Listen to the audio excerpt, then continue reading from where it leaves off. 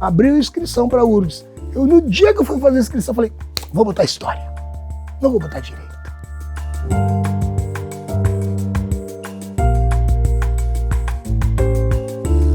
A música começou lá no IFCH, no Campus Vale. A gente, nas horas vagas, tocava violão, tinha aquela coisa de ficar vivendo mais a universidade.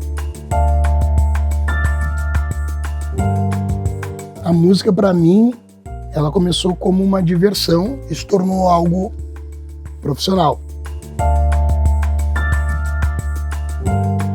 Sou professor de História, Geografia, Atualidades e Redação. Sou músico há mais de 30 anos, fundador da banda Tequila Baby. E hoje, em carreira solo, meu nome é Duda Calvin.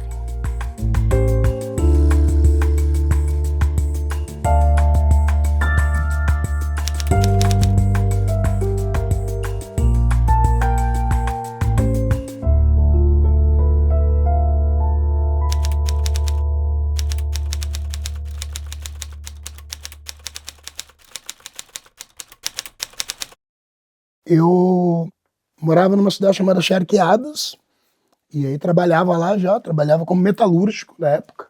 E minhas notas no ensino médio eram muito boas em humanas, assim, tal. Eu falei, cara, de repente alguma coisa dentro da humana, ou a comunicação, ou alguma licenciatura, alguma coisa nesse sentido, ciências sociais, alguma coisa nesse sentido me chamava a atenção. Aí eu prestei vestibular na época para Direito. Aí não passei na Federal. E aí estudei um ano inteiro. E aí prestei vestibular no meio do ano, que era inscrição, não me lembro quando era a época da inscrição para o vestibular, mas eu começava a estudar, e aí abriu inscrição para a URGS. No dia que eu fui fazer a inscrição, eu falei, vou botar história, não vou botar direito.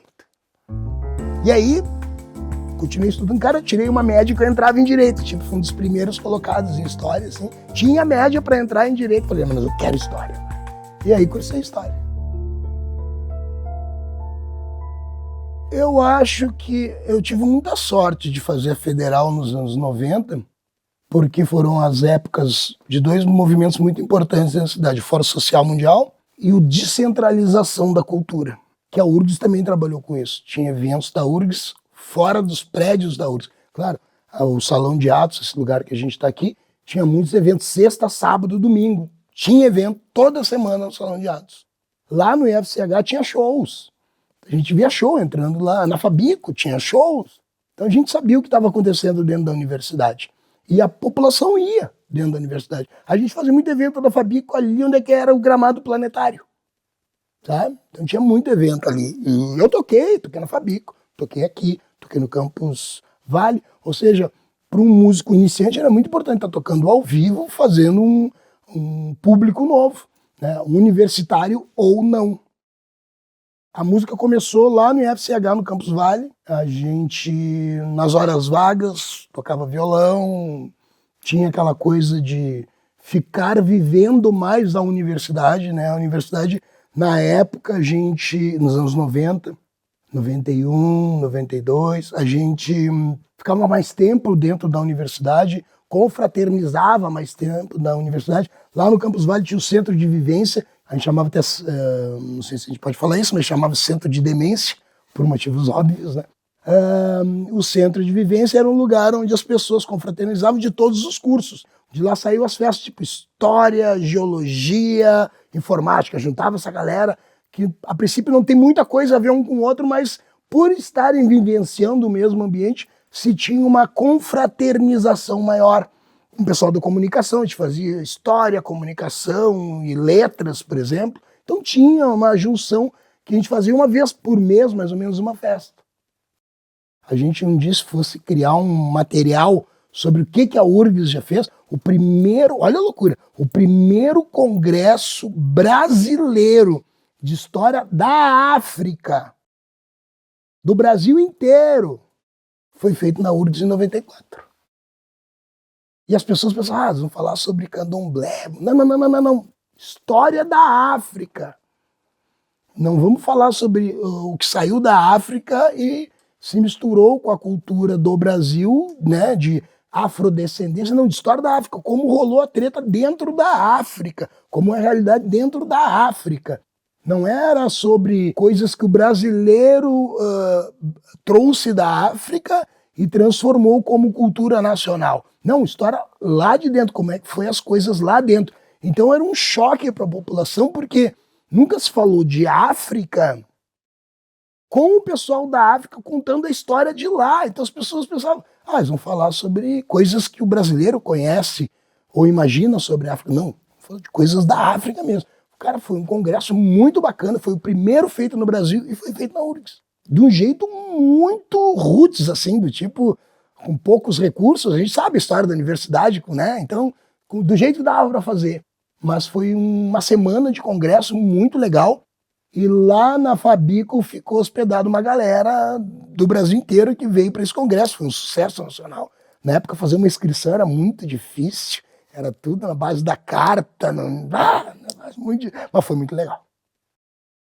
A história é muito interessante porque quanto mais tu estuda sobre qualquer coisa, tudo aquilo te ajuda na história.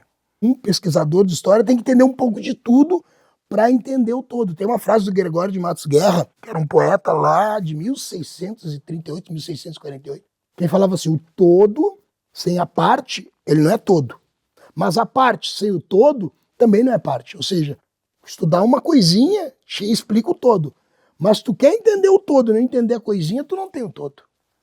Né? Então, isso é 1600, lá vai coisa, e isso até hoje a gente não consegue entender todas essas partes. E dentro dessas partes existe um universo que tem várias partes dentro desse universo. Ou seja, a gente está indo para um mundo que a gente, por mais que a gente corra atrás de entender tudo, a gente não consegue entender. E eu acho que acaba sendo mais legal. E lembra aquela história que o caminho é mais legal do que chegar no lugar, tá entendendo? Acho que é isso aí. Graças ao curso de História, a gente, na época, os grandes livros, a tecnologia de ponta na história, que é livro, né? Era em espanhol, eu tive que aprender espanhol, um nível muito avançado, e me ajudou bastante. Fiz espanhol instrumental, tinha na época aqui. Hoje falo espanhol fluente e tal. Por causa do curso de História e da Música, me tornei fluente em inglês, conversar com as bandas, eu imagino, tem que falar na língua dos caras. E por causa da URGS, tinha a Nova História, né, que era um novo jeito de se estudar história, e os livros eram em francês. Eu me tornei fluente em francês, fui para a França, graças a esse tipo de expertise, de conhecer a língua, de estudar um pouco mais dentro daquilo ali. Então, me ajudou a esse conhecimento de idiomas que eu não teria, de repente, dentro de um outro curso.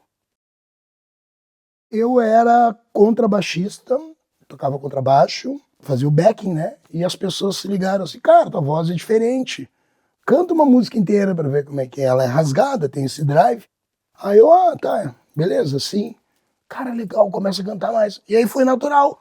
Comecei a parar de tocar, cantar mais. Chegou uma hora que eu não estava mais tocando contrabaixo e só cantando. Acho que não existe uma regra, não existe uma fórmula. Quando eu fui viver a música, era um hobby, não era um trabalho, não era uma profissão. E foi acontecendo muito aos poucos. Eu estava fazendo, na época, o curso de bacharelado em História na Universidade Federal do Rio Grande do Sul. E nos finais de semana, uma vez por mês, comecei a tocar. Depois foram 2 vezes, 3 vezes. E chegou uma hora que começou a atrapalhar até o curso.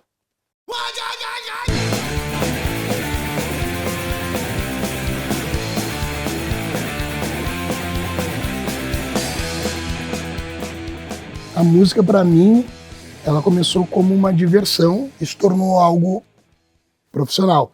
E depois de se tornar algo profissional, se tornou algo que a pessoa tem que estar muito preparado para aquilo ali.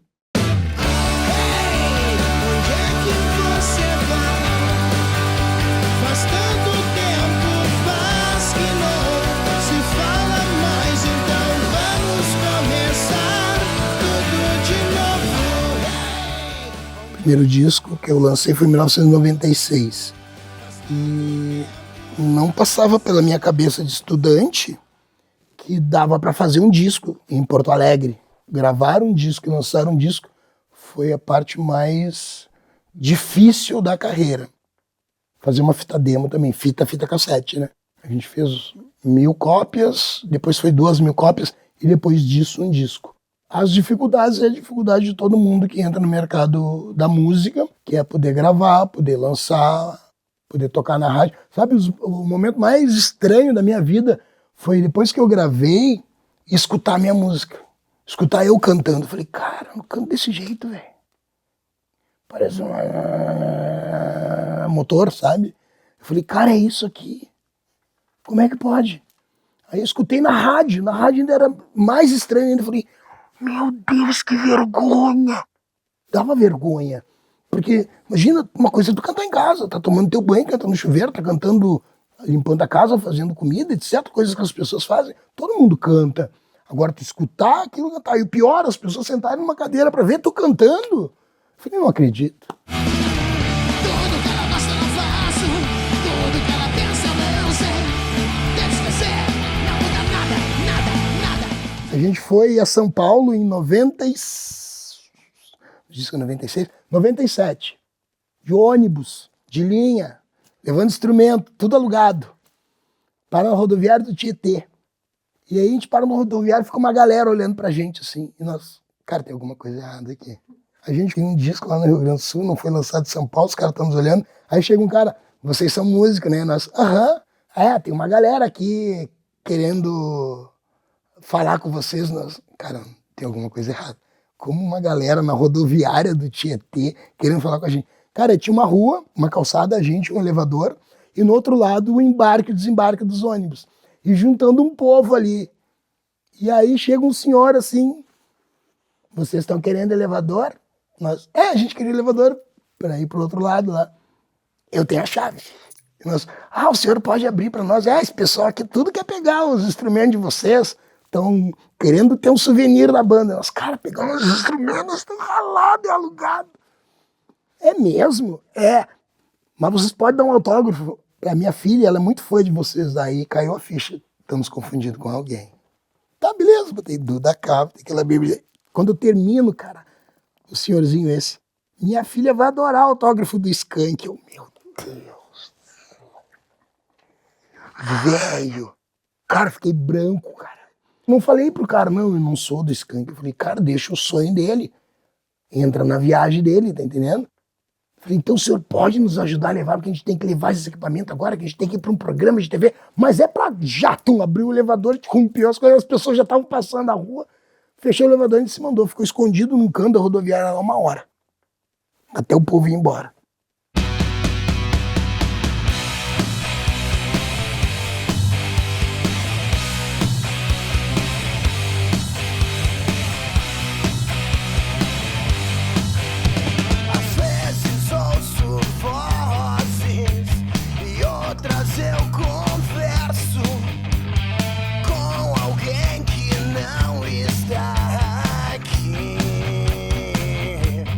Diferentemente dos anos 90, eu acho que hoje tu consegue trazer, por exemplo, no meu caso que eu toco rock, eu consigo trazer o reggae hoje para dentro da minha música, eu consigo trazer o rap para dentro da minha música, eu consigo trazer o eletrônico para dentro da minha música. Hoje eu faço parte da Tribos Produções, então é Duda Calva e os The Punk Rockers. Cada lugar por onde a gente vai é montado os The Punk Rockers. E, por exemplo, eu tive um show com os The Punk Rockers, tinha o Fred da comunidade Ninjitsu, o Franklin do Surto, o baterista da Maria do Relento. Ou seja, a banda é montada em cada lugar que eu vou e cada um traz um molho diferente, um tempero diferente para essa música, que não é aquela coisa engessada como se tinha nos anos 90 e muito mais rico hoje em dia. O mais difícil de conseguir é juntar todo mundo para fazer as coisas, cada um tem as suas vidas muito complexas e muito agitadas, né? Então ter um tempo livre para esse tipo de coisa é o mais difícil. Mas acho que o cenário musical do Brasil está muito bom.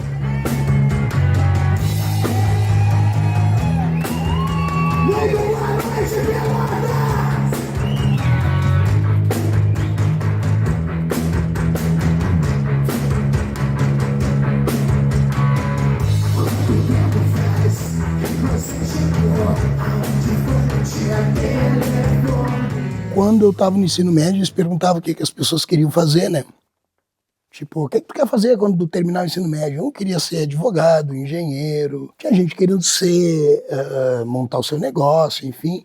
E eu, na época, brincando, escrevia assim, eu quero ser um Ramone. Né? Porque eu não sabia o que eu queria ser no ensino médio. E ter a possibilidade de tocar com Ramones, de tocar com Bad Religion, de tocar com Offspring, com NoFX, tocar com os Mutantes, com formação bacana dos Mutantes, de tocar com essa galera. Eu toquei com Los Hermanos. Los Hermanos era uma banda de hardcore na época, quando eu toquei com eles no Rio de Janeiro, lá no Imperator. Foi muito enriquecedor, porque tu não tem noção daquilo até acontecer aquilo. Tu vai vivendo um dia após dia, mas tu... Pô, vou tocar com o cara do Ramones. Não só vou tocar, vou gravar com o cara do Ramones. Não só vou gravar, vou fazer um DVD com o cara dos Ramones. Nossa, Tequila Baby! Temos a honra de chamar a lenda viva do punk rock, Mr. Mark Ramone!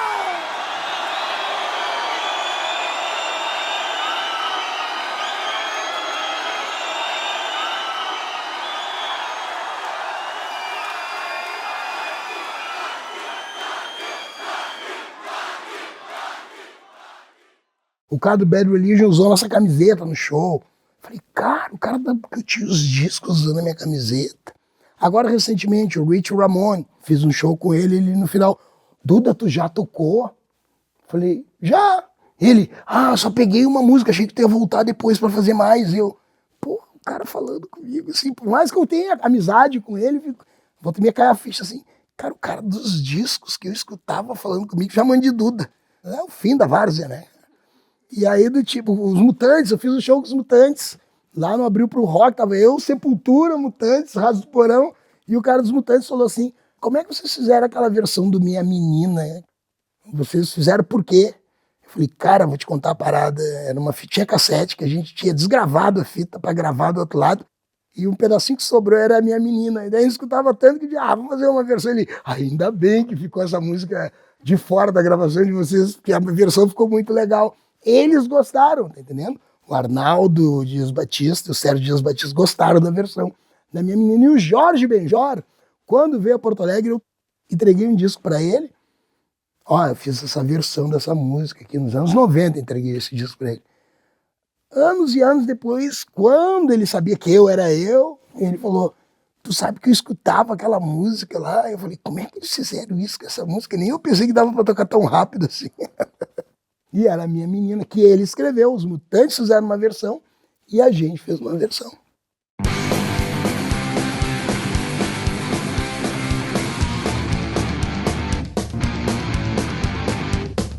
Ela é minha menina e eu sou o menino dela. Ela é o meu amor e eu sou o amor todinho dela. E aí a gente estava num camarim de um festival aqui do Rio Grande do Sul e eu saio do camarim e tá um Chorão na porta, assim. Aí eu, e aí, rapaz? Ele, maior prazer estar falando contigo, cara, eu respeito um monte de som de vocês. Eu, que legal. E o que tá fazendo aí? Cara, o pessoal tá lá no camarim, eu não tô querendo beber hoje, e o pessoal tava bebendo, eu quero fazer um show de cara e tal.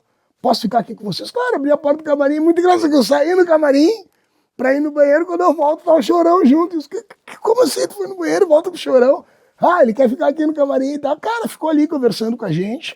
Daqui a pouquinho entrou o Dinho do Capital, ficou ali conversando com a gente. Era um conversar sobre música, sabe? Tava todo mundo focado e vamos fazer os shows hoje. Então era um camarim, dentro do camarim, Charlie Brown, o Capital Inicial e a Tequila, conversando sobre música, tomando água, preparando a garganta para cantar e nada daquilo que o público imagina quando os músicos estão juntos, sabe?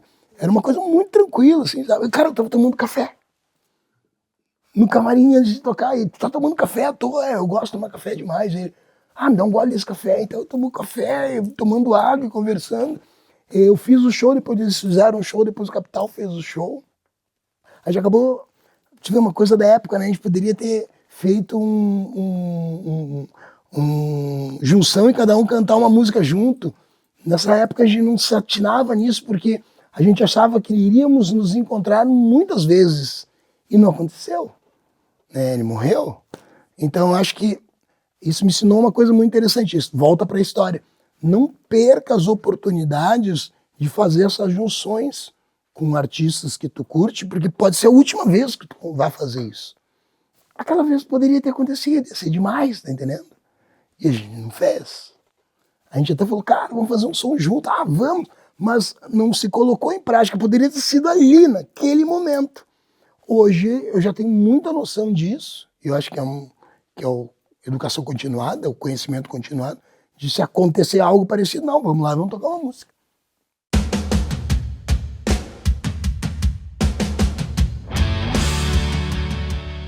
A primeira música de trabalho solo minha chama Rose, que é uma música que fala do seguir em frente, perdas são perdas, mas vamos continuar. As pessoas escutam essa música, veem que é uma música, tipo, é musicão, é bacanão, mas a história por trás da música é diferente disso. A minha mãe tinha câncer, ela morreu. Antes dela morrer, teve toda aquela coisa pesada do câncer, e a minha produtora, que é a Glaucia, escreveu um poema para ela, e eu li o poema para ela assim, dias antes de morrer. A minha mãe era musicista também. Ela falou, isso é uma música. E eu, é mesmo? Não, isso aí é uma música. Lê de novo. É uma música. Eu falei, pá, que legal. Dias depois, assim, 3 dias depois, ela morreu. Aí eu comentando com a produtora, a mãe falou que isso aí é uma música, é mesmo, né? Então, 1 mês depois, eu tocando contrabaixo em casa, ela falou, pega aquela letra lá, vamos musicar. A gente fez a música, se tornou essa música chamada Rose, que é uma música que fala não sobre morte. Eu ia ter um sucesso instantâneo, digamos assim. Não quero falar sobre isso. Eu quero falar o continuar. Os que estão aqui têm que continuar. É um seguir em frente. Tá, vamos lá. O que tu vai mostrar para as pessoas, tá entendendo? O que ficou desse legado? História. O que ficou desse legado? Mas vamos em frente. Vamos mostrar o que a gente vai mostrar para as pessoas desse legado. Então não ficou uma música sobre tristeza. Ela tem todo uma musicalização forte, mas a letra fala sobre continuar. Então eu acho que essas perdas ensinam essas coisas. Eu estou fazendo uma música nova, que ela tem uma rima na música, e eu imagino, cara, se o Chorão tivesse junto, ele iria fazer uma coisa assim.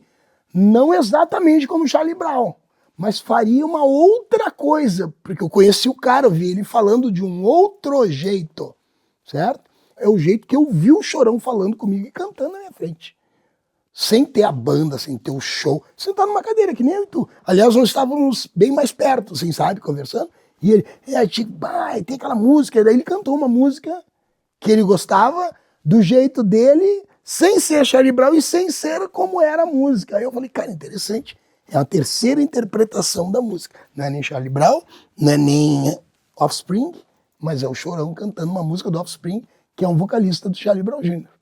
Aí eu falei, cara, é uma lição. Mesmo sem poder te abraçar, eu tento não deixar correr as lágrimas. Planos futuros, eu quero continuar estudando, quero continuar fazendo música, quero continuar lecionando, quero conhecer mais coisas sobre o universo musical, sobre o universo da educação. Acho que a gente tem muita coisa para fazer. Eu acho que a gente não conseguiu ainda juntar essa coisa de educação, cultura, música, e aquilo está realmente em sala de aula, nas ganhas, sabe? Tem muita coisa para se fazer nisso.